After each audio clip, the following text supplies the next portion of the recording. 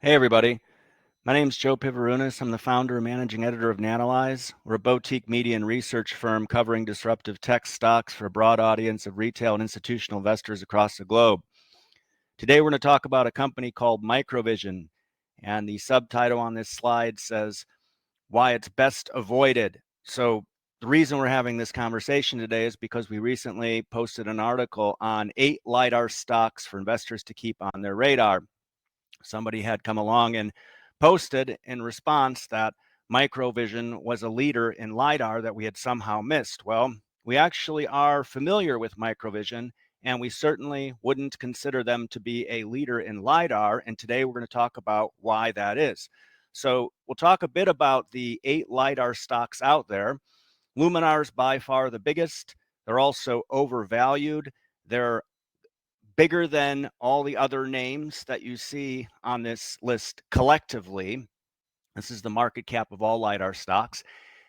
Here's some interesting information. So all of these were SPACs. In the upper left-hand corner, you can see how they've performed. So that's probably a function of the SPAC mechanism, more so than it is of the potential, the technology, though in our research, we've found some very low estimates for the total addressable market of LiDAR going into the end of this decade at around $6 billion. So we're still questioning how viable this thesis is overall, much less all the names that you see. These are only the publicly traded companies. There are a lot of private companies that are trying to address LiDAR needs as well. And the chart on the right-hand side, this is an interesting one. We look at the actual revenues from these companies versus what they said on their glossy SPAC decks. And you can see that the bottom three there have significantly disappointed investors, and therefore it should be expected that their share price reacts accordingly. Now, the last time we looked at MicroVision, this was in August of 2021. You see the red arrow on the chart here. That points to the time that we published our last piece on MicroVision. And here are some of the things we said. So if you're a shareholder in MicroVision, you should probably sell and move on with your life. It's unlikely that capital is what's keeping this company from being successful, and that the management team at MicroVision, they're doing what every business tries to do, which is just to survive. And since we published that piece, you can do the math there. Shares have fallen significantly. Now, the one question that MicroVision investors need to ask is simply this: where's the money? So here's a 10-year look at revenues for this company, and that red dotted line that you see, that's what we consider meaningful, anything above $10 million. Well, this is the same chart we looked at before, and the data point that's been added is 2021, the lowest year yet for the company in terms of the revenues that they're bringing in.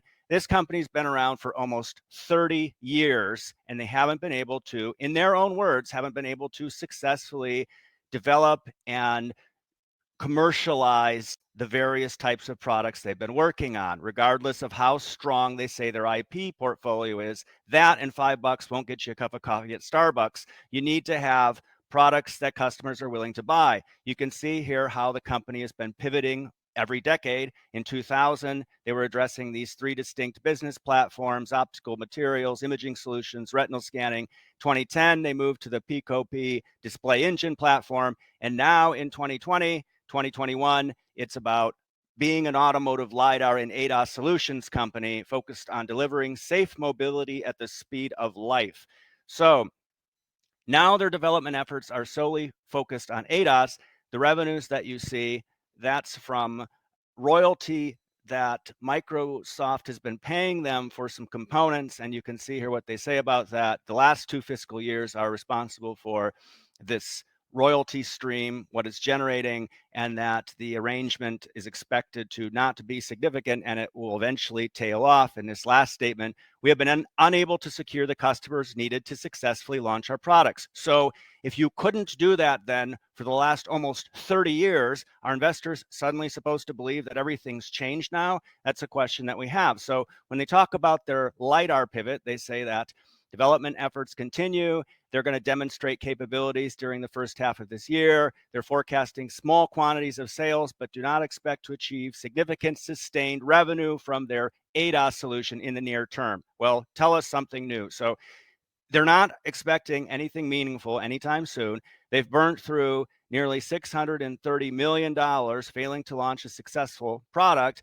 Why are they going to be successful in an extremely competitive space that is LiDAR? So when you look at how they're funding this, their failed attempts over the years, they've been issuing shares. That's to be expected, right? That's how they keep fueling the failed attempts, is by diluting existing shareholders. And you can just expect to see that number grow over time. When you look at the valuation of this company, it's a $654 million company. Even though shares have fallen dramatically, it's still way overvalued with a simple valuation ratio of 293. To put that in perspective, it doesn't matter how great a company is, we'll never invest in a company with a simple valuation ratio over 40. So MicroVision is extremely overvalued, and they have just promises of what they expect.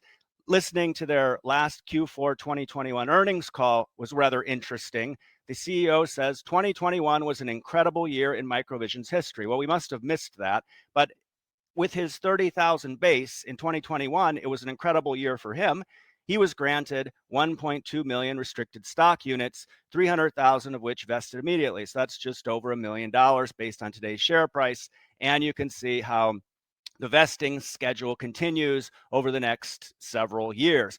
And then the analysts in the call threw him some softball questions and closed with saying, "Thanks so much and congrats again on the quarter, okay? We must have missed something there." Now, what you need to remember about MVIS, and this is very important, is that MVIS is a meme stock. So you can see here where somebody on Reddit is posting that people are claiming it's a meme stock, is some big conspiracy to keep the company down. What you're going to see when we post this video are a whole slew of people coming by and taking pop shots. So half will never even view the video. A quarter won't make it this far. And of the 10% that do make it this far, they'll still post something and say, "You're rubbish, you're garbage, poor research," every single attack the messenger statement that you can think of, or they'll nitpick one little thing that's completely pointless, ignore everything else that we've talked about. So expect to see in the comment section a lot of these promoters. You don't know the motivations of people like this. They could be a loosely knit group of individuals that are trying to manipulate stock prices. They could be a formalized group of people trying to promote the stock. Whatever the reason is, there are a lot of people out there that immediately attack anyone that says anything negative about MicroVision, and you need to ask yourselves why that is. Now, you could say, well, why don't you short MVIS? You never short meme stocks. So the irrationality of the herd is going to always exceed your margin limits. In the words of someone on Reddit, we can stay retarded longer than you can stay solvent. So we never short stocks. We're long only. We write about companies like this because the promoters and cheerleaders come around trying to push their agenda. And when we educate investors as to the pitfalls that exist out there, they end up coming around and sticking around because they see what we say is correct. We've been doing this for several decades and looking at companies just like this. Things we're not. We're not short. We're not paid to write this by anyone. We're not in cahoots with the competition. We're not assuming everyone is dumb. And all the other baseless conspiracy theories you're going to see thrown up by these individuals, those are all false as well. So we'll just preempt those now. In conclusion, you might be somebody who's well-intentioned that bought this stock because some moron on Reddit said it was the opportunity of a lifetime.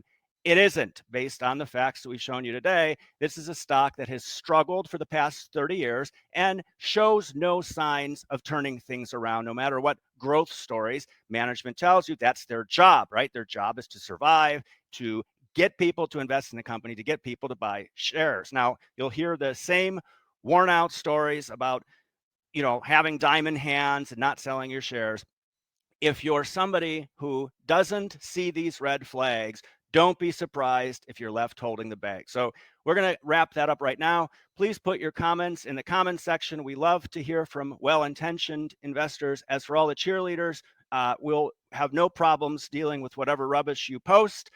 Thanks so much, everyone, for taking the time to listen to this video. Make sure to subscribe to our channel, and we'll be posting more videos about, let's say, more promising stocks in the future. Thank you very much.